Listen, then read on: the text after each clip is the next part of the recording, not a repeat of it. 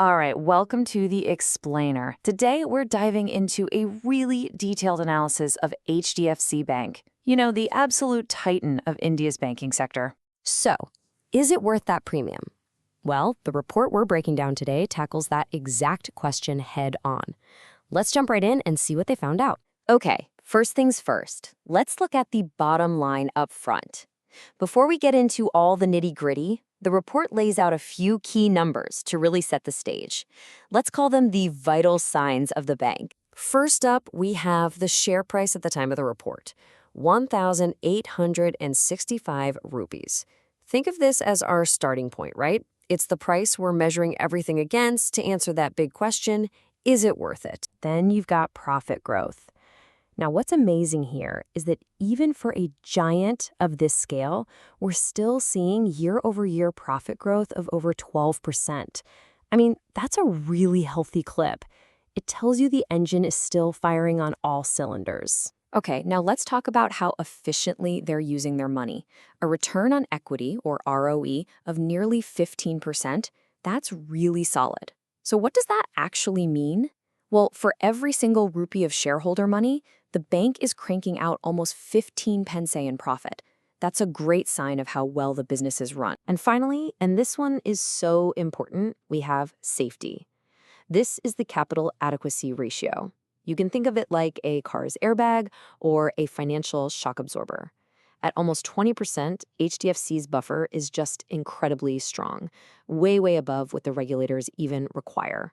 This is what lets them weather any financial storms. All right, so those are the headline stats. Now let's go a level deeper and really unpack what the report identifies as the core strengths, the things that make this bank a fortress. And one of their biggest strengths is how they make their money. See, it's not all just about interest from loans. A huge chunk, over 43% in fact, comes from fee income.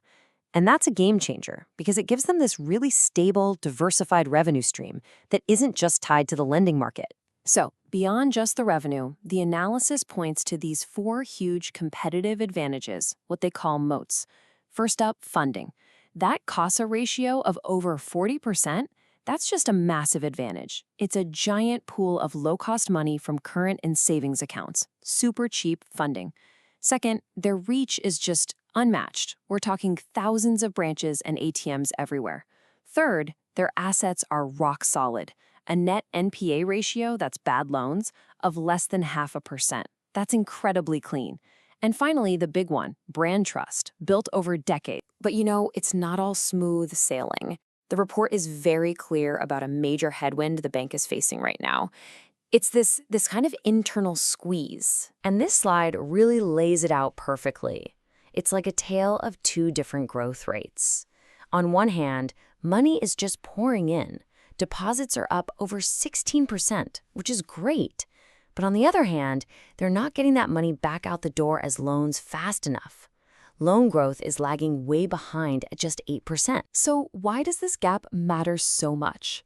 Well, it directly hits their profitability. It puts a real squeeze on what's called the net interest margin, or NIM. That's the core profit they make on lending. And that squeeze has pushed their NIM down to 3.35%, which the report flags as a serious point to watch. Okay, so that's the squeeze on profits. The second big headwind the analysis points to isn't about the bank's operations at all. It's about the price of quality. In other words, is the stock just too darn expensive? And this table tells the story. You can see right here, HDFC trades at a price-to-earnings ratio of over 20. Now, compare that to its competitors. ICICI, Access, they're much lower. So what this means is that investors are being asked to pay a pretty hefty premium for HDFC's stock. You're paying more for every single rupee of earnings compared to the other guys. So that's the big question, right? You've got these squeezed profit margins on one side and a really high stock price on the other. So what on earth could justify paying that premium? Well, this brings us to the final scorecard and the big verdict. And to get there, the report really focuses on two key things that tip the scales: the quality of the management and the overall score they give the bank. And the report makes it crystal clear. It argues that the premium isn't for the numbers alone. It's for the people running the show. This quote really says it all. Exceptional integrity, consistent delivery on promises. Basically, the argument is that you're paying for trust. You're paying for a management team that has a long track record of doing exactly what they say they're going to do. And this scorecard pulls it all together. Just look at these numbers. Financial health, their competitive position, and that management quality we just talked about, all scoring around a 9 out of 10. I mean, those are just knockout scores. And the report's logic is that these incredible strengths are more than enough to outweigh the current, let's say, weaker scores for growth prospects and valuation. That's how they land on that very strong overall score of 8.3. So, the final verdict, after weighing everything, the good, the bad, the premium price, the report comes down to a buy recommendation. The core thesis is that the sheer quality of this banking franchise is worth the price. And they're betting that those squeezed profit margins we saw earlier, they're going to bounce back. And really, that's the core idea to take away from this whole explainer.